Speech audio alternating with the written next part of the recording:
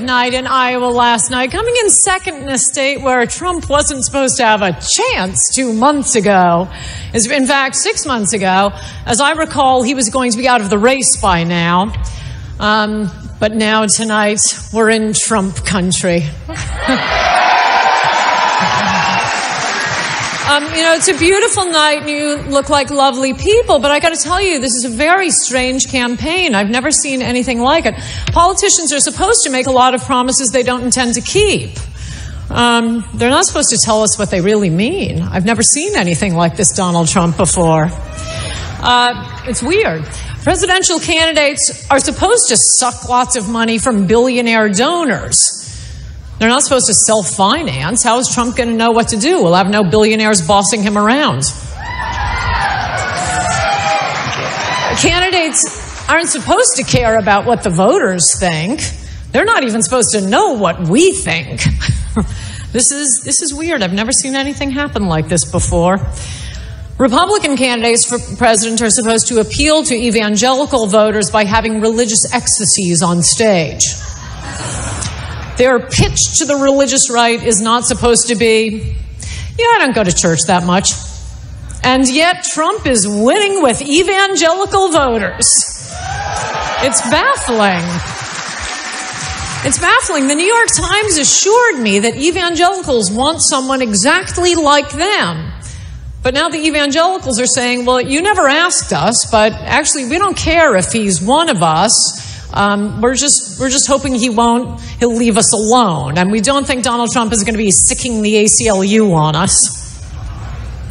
Presidential candidates just aren't supposed to act like they like Americans more than they like foreigners. Donald Trump...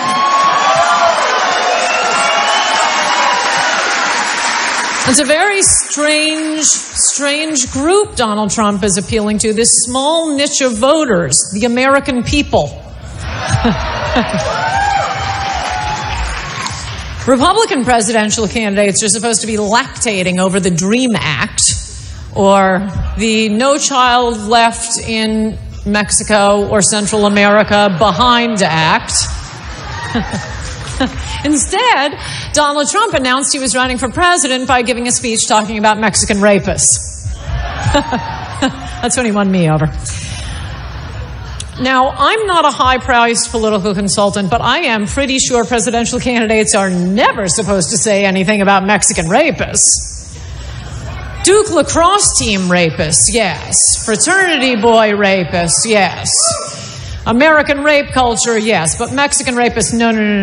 In fact, there are a whole list of politically incorrect words you're never supposed to use. Anchor baby, amnesty, natural-born citizen, bimbo, schlonged, a wall.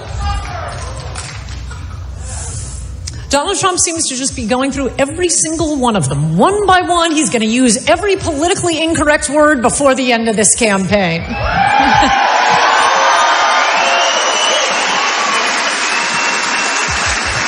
When Donald Trump first said he was going to build a wall on the Mexican border, people were shocked.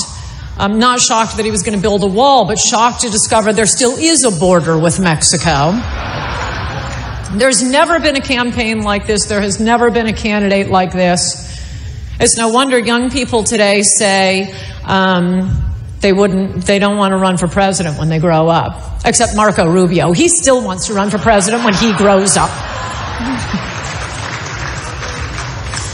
The experts in Washington had this all figured out, and this is not the way it's done. They keep saying he's not following the rules. Stop him. Stop this.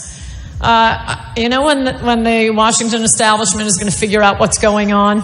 I say about halfway through President Trump's inaugural address.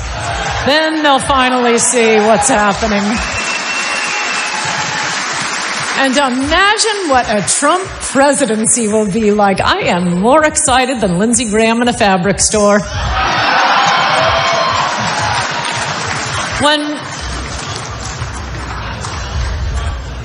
Just think of it. He will have just finished giving his inaugural address. He'll go to the big inaugural parade, the viewing stations with Melania and his beautiful kids, and watch all the marching bands. Milford probably has a great marching band. You guys should send it. It's going to be fantastic.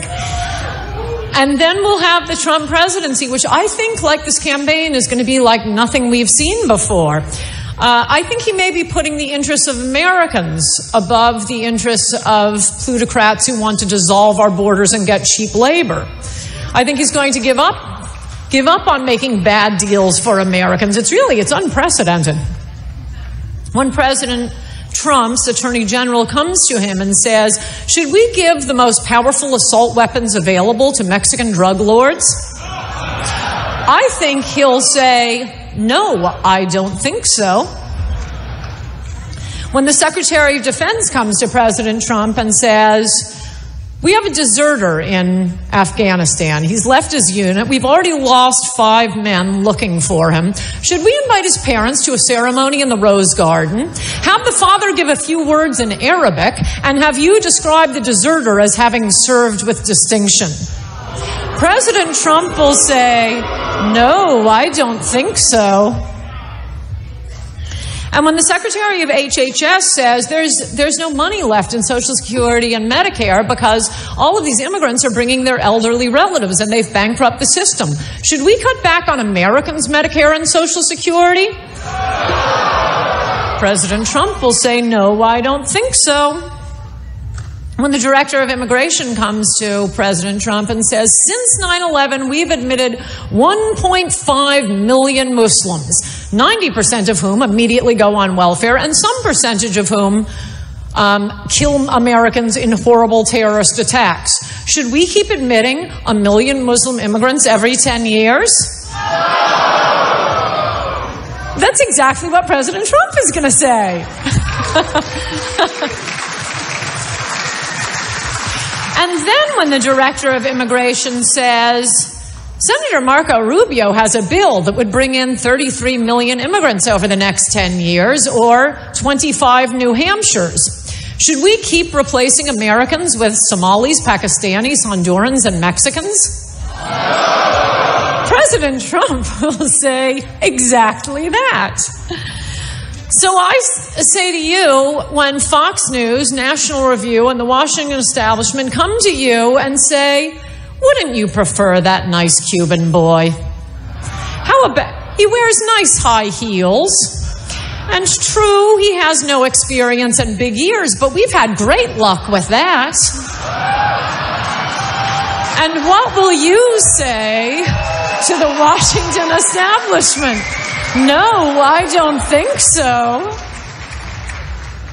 Finally, when the Washington establishment comes to us and begs us, please, anyone but Donald Trump, stop supporting Donald Trump. He won't listen to the No, that's right. If you haven't seen Donald Trump speak before, you are in for such a treat tonight. Fasten your seatbelts. I am so proud to be here.